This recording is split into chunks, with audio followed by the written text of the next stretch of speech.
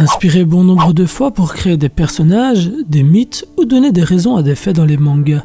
Ces yokai ont tous une origine et parfois il peut être assez surprenant de voir le décalage créé entre une inspiration et le véritable mythe.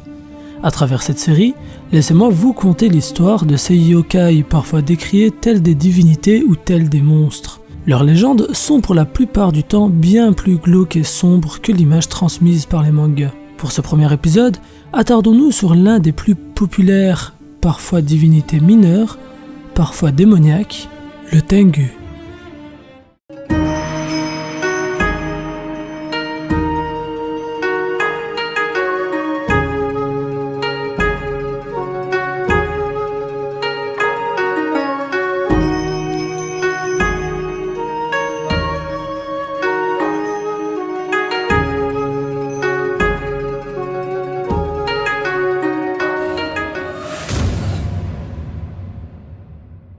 Originaire de la mythologie chinoise, Tengu est composé des kanji ten, signifiant cieux ou paradis, et gu, signifiant le chien. Le mot en lui-même signifie un chien céleste et décrit un féroce démon à l'apparence d'une comète et annonciateur de la guerre. Cette description accompagne parfaitement l'idéologie bouddhiste sur ce yokai qui est considéré comme une divinité mineure par les religieux. Malgré une claire inspiration de la mythologie chinoise, la légende de ce monstre est tout autre chez nos amis les japonais. Le Kujiki, texte historique japonais datant de l'ère Edo, décrit le Tengu comme Amanozako, une divinité femelle monstrueuse née de la férocité crachée par le dieu Susanoo, avec les caractères signifiant Tengu, divinité. Amanozako serait comme une créature rageuse capable de voler, avec le corps d'un humain, la tête d'une bête, notamment un corbeau, un long nez, de longues oreilles et de longues dents qui peuvent broyer des épées. De cette description physique est né deux sous-types de Tengu. Le Karasu Tengu, qui garde ses attributs animaux, et le Konoha Tengu, où son visage ressemble à celui d'un humain à long nez, tout en gardant les ailes et les griffes du corbeau. Seulement, plusieurs origines lui sont attribuées et remettent en cause les autres définitions de ce yokai. Adouci par le shintoïsme, le Tengu serait devenu une bonne divinité et se serait inspiré d'une divinité hindoue.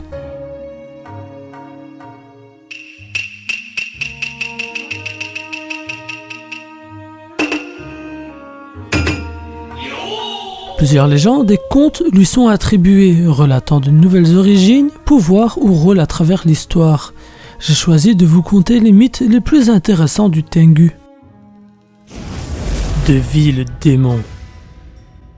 Chez les bouddhistes, on raconte que le Tengu est un démon sournois et un vil ennemi des pieux. Il apporterait et annoncerait la guerre. Considéré tout de même comme une petite divinité, un kami, malfaisant et sournois. Il enlèverait des enfants et incendierait les temples. Il trompe les gens pieux à l'aide de fausses images de Bouddha et il pourrait même posséder des femmes afin de séduire de saints hommes. La vengeance de l'empereur.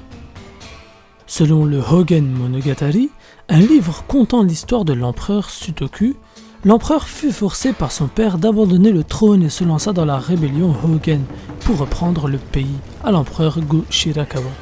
Mais il fut défait et s'exila dans la province de Sanuki, dans le Shikoku. Il mourut alors dans de grands tourments, en jurant de hanter le Japon comme un grand démon, et devint alors un effrayant Tengu, avec de longues griffes et des yeux semblables à ceux d'un Milan. Le Tengu est l'art du combat.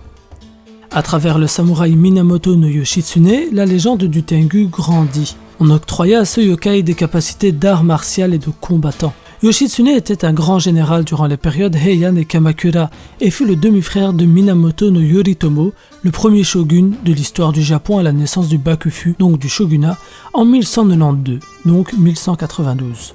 Quand Yoshitsune était un jeune garçon du nom de Uchiwa Kamaru, son père Yoshitomo fut assassiné par le clan Taira.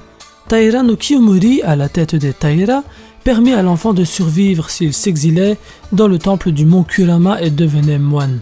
Mais un jour, dans la vallée Sojo-ga-dani, Uchiwa Kamaru rencontra le Tengu de la montagne Sojobo. Cet esprit apprit au garçon l'art de l'escrime afin qu'il puisse se venger des Taira.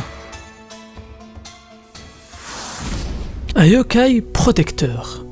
Rendu bénéfique dans la mythologie japonaise, le Tengu s'éloigne de la description diabolique imposée par le bouddhisme et les contes chinois. Le yokai serait dès lors, selon les croyances du peuple du soleil levant, un yokai protecteur, chargé de garder les lieux sacrés. Il s'occuperait personnellement des personnes désobéissantes aux lois. Il se charge des vaniteux, orgueilleux et arrogants.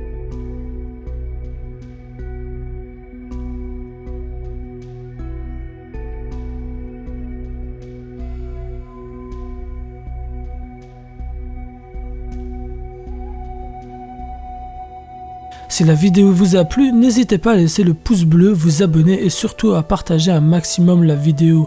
La prochaine fois, on s'attaquera à un ange qui est en réalité un démon, le Kappa.